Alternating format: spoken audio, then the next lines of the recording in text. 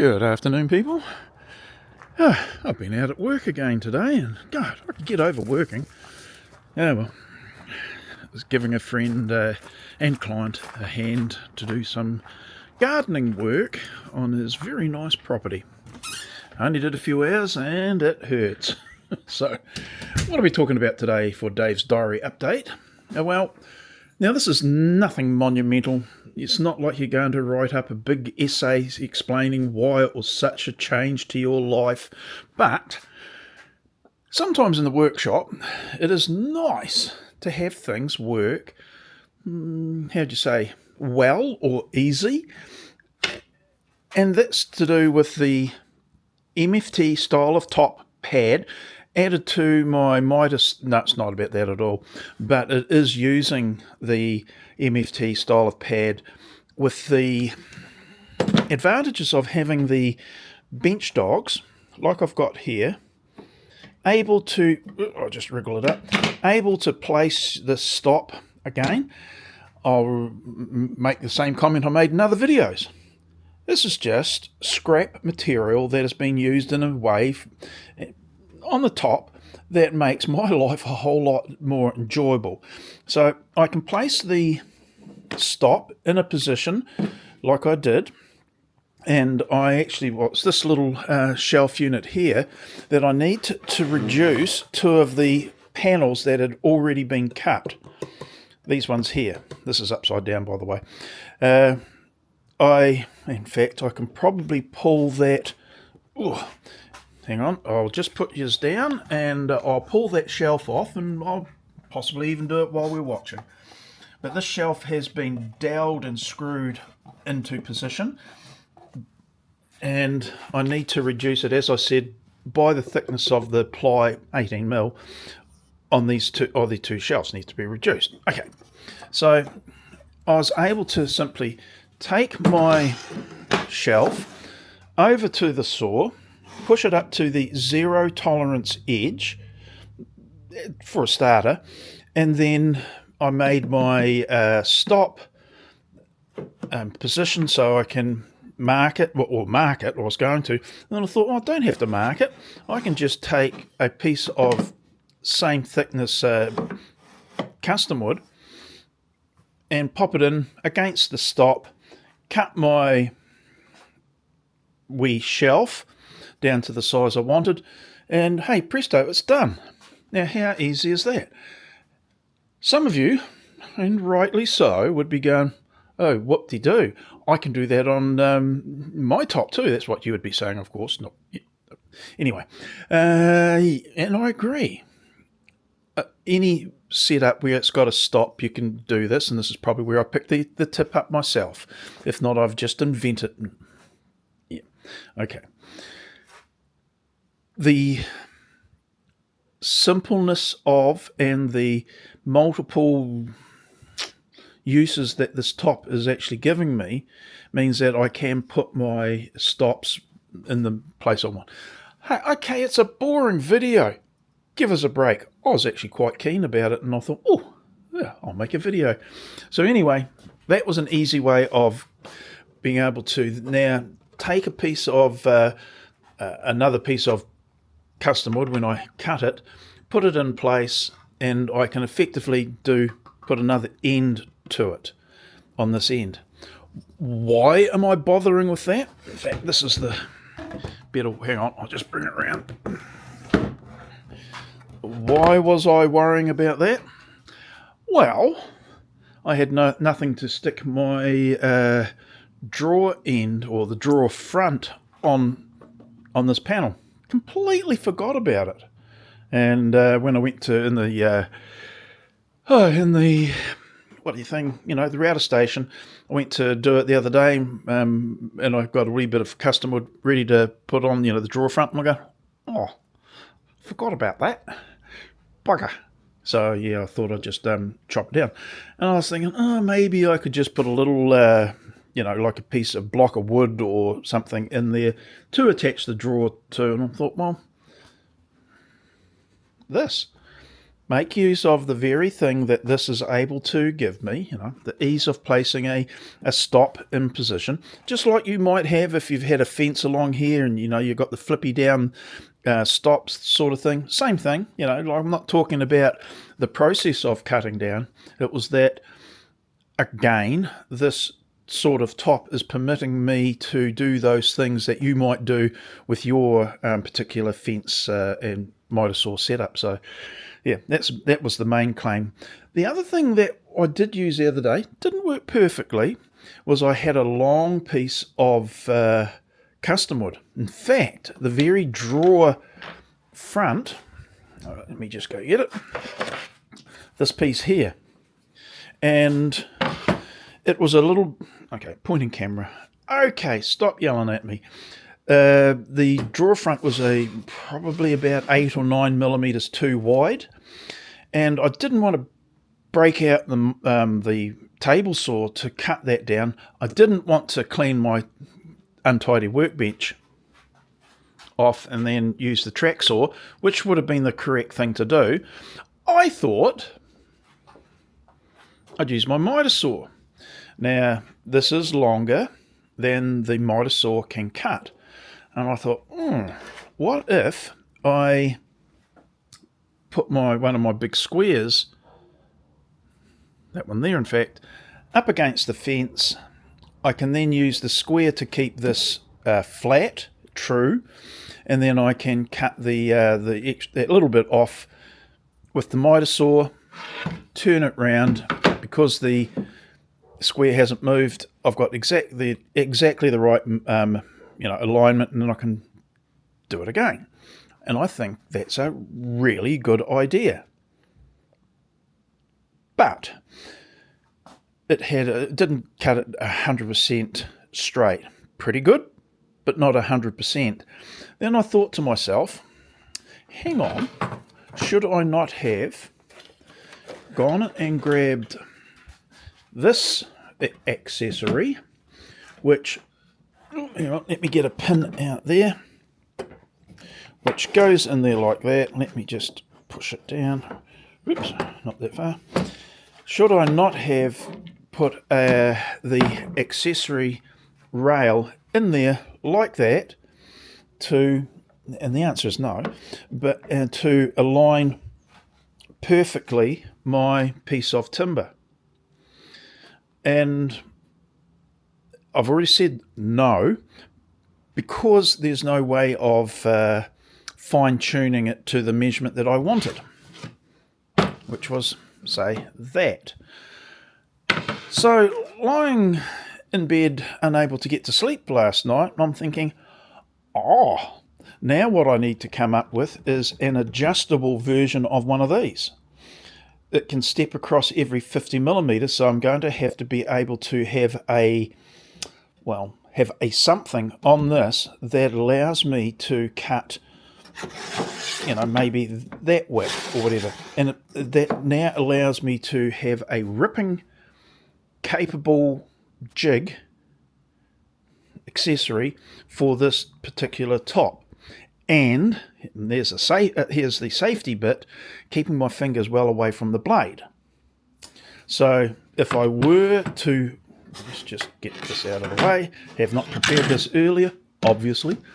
If I want to now rip this piece down, I can do the plunge cut and cut, flip it over. Because this is a static piece, put it in there and do the next cut. With the adjustability built into it, as I say, I can leapfrog it across every 50 millimeters and do exactly that. But, and there was a but in there. What if, now I'm just trying to find a piece. Oh, that's the stop that I was using. Oh, and that's the other thing. I was using the mitre station as my workbench the other night, with the planes. What if I've got a 25mm piece that goes in there? It has some of the adjustment in it, or it just bulks it out. So now all I have to do is to have an adjustment in this rail that can move it in and out 25 millimeters. So remembering these holes are 50, so every time I move this rail over it goes 50 millimeters. This says, well, that's 25 millimeters thick, or you can use aluminium like I've done there.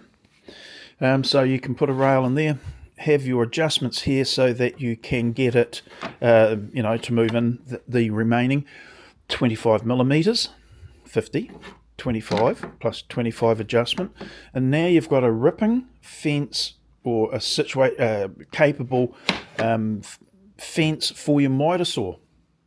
Now the mitre saw blades aren't perfect for ripping, but custom wood doesn't have a grain. Just saying, ply doesn't have a grain, switchbacks and forwards. Now, if you were to cut or rip timber, I don't know how you'd get on. Would it cut? Yes, very well. No, but it's capable and keeping your fingers away from the blade. And it's quite safe, safe as you can be, in this situation, because it's got a zero tolerance base and fence. So something in there held down or clamped down would be even better. Fingers away from the thing, from the blade, and you can do your little cuts on a mitre saw. Is that? Am I recommending you do that? No. Get that over. Get out and do. Get that out and do the work on that. But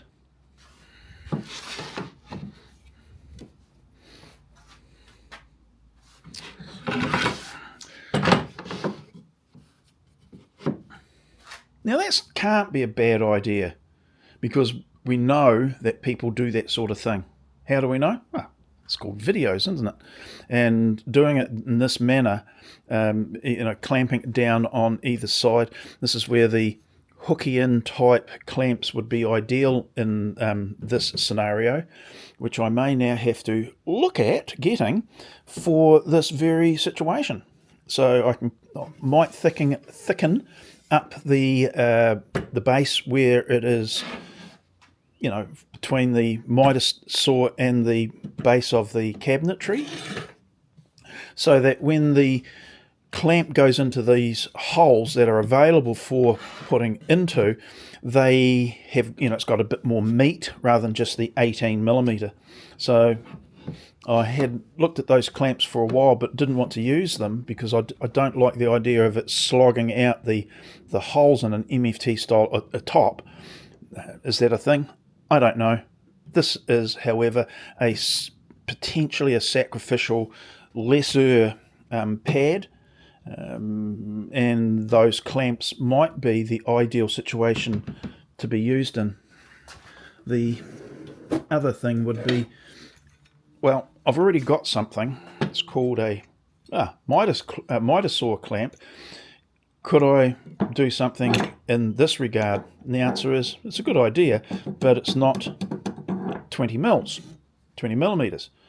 Wouldn't it be interesting to find a sleeve for that that could interface between this and the top?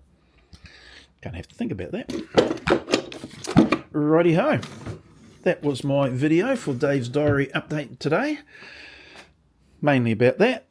And then that as well is a bit of a bonus. Like the idea, going to have to chase it down. Yippee. Rightio, that's it. I'm just catching up on some of the work I was going to do today, but as I say, I got waylaid. And then, finish off that little drawer, put the front on it, and move on from there. Now, I actually made a wee bit of a video too the other day talking about the issues with the alignment of these bloody drawer fronts, and they're not 100% correct, and you can actually see a bigger black line there than you can along here, but bigger black line on the top drawer between the two tops than the bottom one. Well, I measured it up the other day, and it's so small, the difference, that it's almost like it's just an optical thing. It can't be, because there's something going on. But I was thinking, dang, this drawer front alignment thing was really, a bit more of an issue than I thought. And I watched a video, and one guy, he must be a cabinet maker or some such, or does a lot of cabinets, and he made the mention, he's done thousands of drawer fronts, and I'm going, got to listen to this guy. And he did the most insanely basic thing that I thought, that does make sense. And he simply had his screws pre-loaded in the holes in the actual drawer box, and he left them stick through a couple of millimeters. Then he put his drawer fronts on the packers, pushed them in against those little, the little bits of screw that's sticking out, which marked his timber front. Bit harder with melamine because it's so much harder material. But I thought, yeah. He was mainly talking about the top row of drawers where it's very hard sometimes to get a clamp in, which is exactly what I found. And in this situation, I found it hard getting a clamp in. And I kind of fudged it and got the clamp, to clamp the drawer front to the box. And I thought I had everything 100% perfect. Obviously not. So now, I can do what he's saying. Is it? I should try and remember, write down the names, but I'm only talking about it because it just popped into my mind. But it's effectively like one of those little dowel alignment marker pins that you get. You drill the hole in one piece of material, and you put the little dowel inserts that have got the little pin prick type things, little pins in them. So when you put the second piece down on top of those, that just leaves an indent for to align the other dowel hole. Very similar concept in that, isn't it? But I thought, that was so simple. So I might have to investigate doing that, because it peed me off, having these tiny discrepancies. Because as I said, I measured it up. I did, and it was so tiny that to wind up with that little discrepancy, it's just annoying. Well, behoves me to actually chase down that idea and see whether it actually is as beneficial in my situation as it was for his. Anyway, that's it. Prattled on enough. It's getting cold. I'll do this little job and head inside and light the fire. Rightio. See you on the next one now. Okay. Bye.